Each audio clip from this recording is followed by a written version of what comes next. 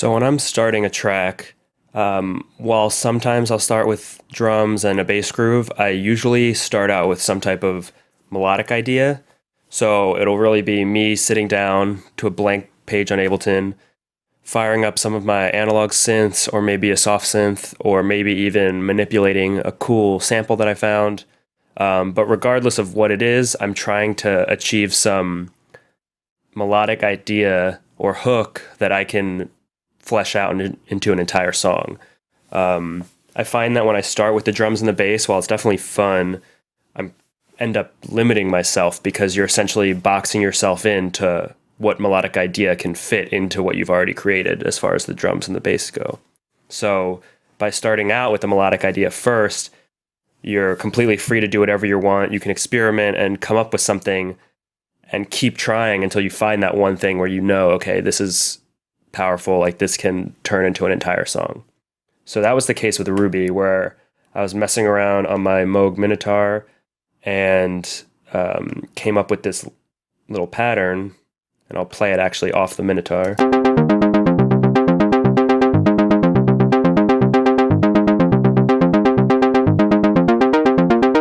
So it started off with just that one bar loop, and then I looped it 3 times and then sort of did a turnaround on the last one, the last bar, just to bring it all together. And I can actually show you the patch on the Minotaur. So this is what it looks like. This program just sort of sends the MIDI data to the hardware, so I can control this and it will control the hardware. So that's the Minotaur patch. What we're going to do is recreate it in Sonic Academy Anna. So let's pull that up. Where are you? Okay. So we don't really need to use the Minotaur as a reference. It's not too complicated of a patch. Essentially, it's just 2 saw waves, and one of them is tuned to the 5th, so it makes a chord.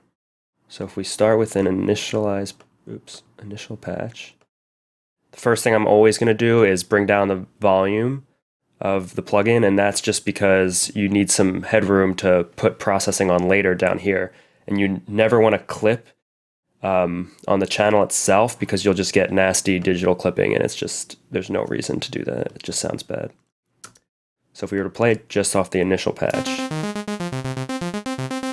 can tell it's a little lame now, but if we create a second oscillator and bring this up 7 semitones to the 5th, which is the dominant note of the scale, we suddenly have this nice chord. So let's try to make it sound a little more analog by using one of the other waveforms. Maybe we'll go with the mini saw. Yeah, it sounds a little better. We'll change the phase of one of them too. So then to beef it up, we can add a second voice. So it's basically duplicating the oscillator. It's a little too detuned and wide for my taste. We kind of want to focus the sound a bit.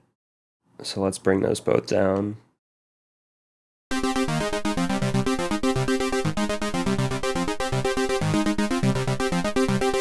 I think that's sounding pretty good. So we can now work with the envelopes.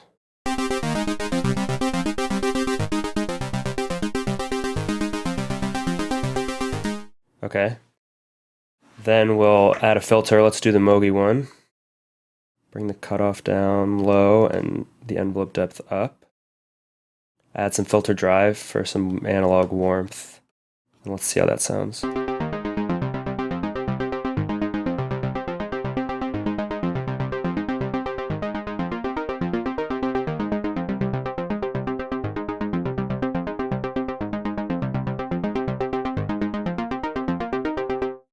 All right, now if we were to compare that to the Minotaur,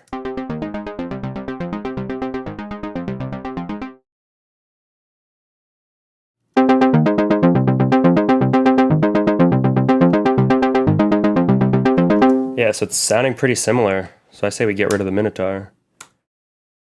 And now that we have the patch in a pretty good state, we can start doing a bit of processing.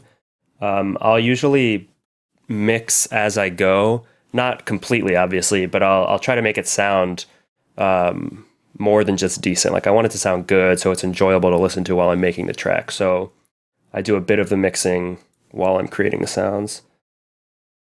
It's just part of the sound design for me, to be honest. So I'm gonna put some saturation on it. Soundtoys Decapitator is by far my favorite saturation plugin. I love this Beefy G preset. One thing you have to be careful of though is gain staging. So whatever the level of the signal coming in is the same level of the signal that you want coming out. And the reason for that is you don't want to trick yourself into thinking it sounds better just because it's louder. So if we're going to drive it this much, you can click automatic, that brings it down. Bring it down even more. So when you mute it, you don't want it to sound that much louder. And that's so you can actually accurately tell if it's doing something positive for the sound. So the saturation is just going to add extra harmonics. It's going to warm it up a little bit. Just give it a little bit of sizzle on the top.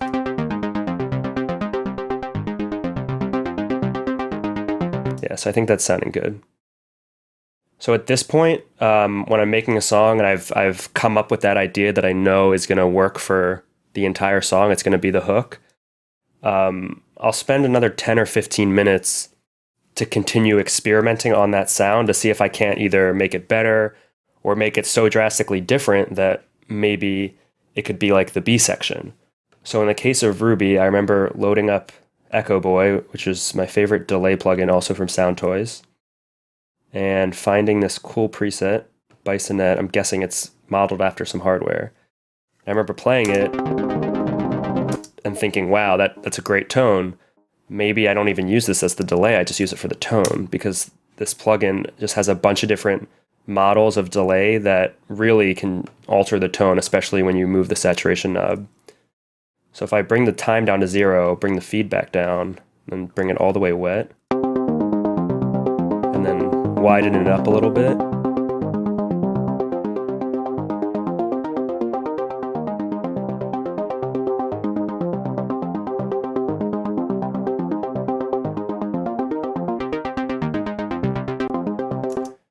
so it's like a completely different patch.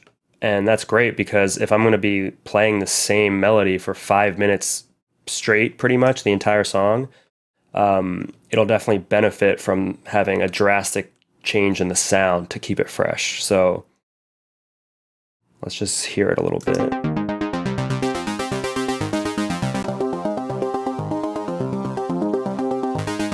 Yeah, so it's drastically different. Can definitely keep the sound fresh as we drag it on throughout the song.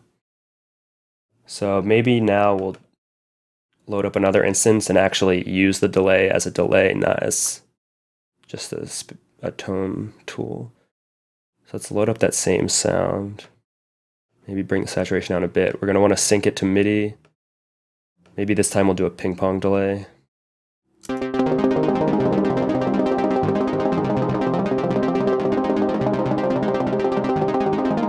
Widen it up.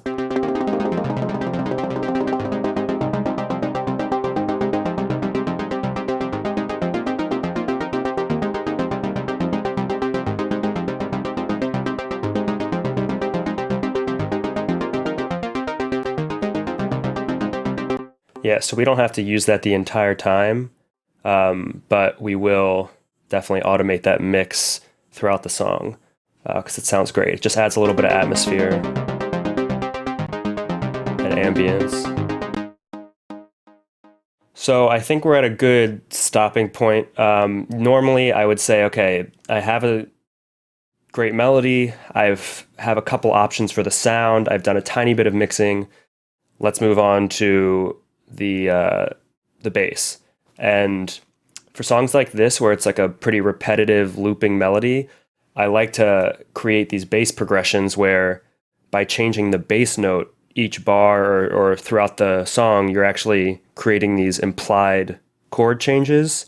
So you're like creating a chord progression just by changing the bass note. And I find that looping the same melody over changing bass notes is actually more impactful and powerful than changing the arpeggio or the melody with the bass. Something about that is just really appealing to me, and a lot of other artists do it as well. I just think Sometimes when you're starting out, you think you have to change the arpeggio to match the bass note, but it's actually more impactful, in my opinion, if you keep it the same and change the bass note. So in the next video, that's what we'll do. We'll start working on the bass.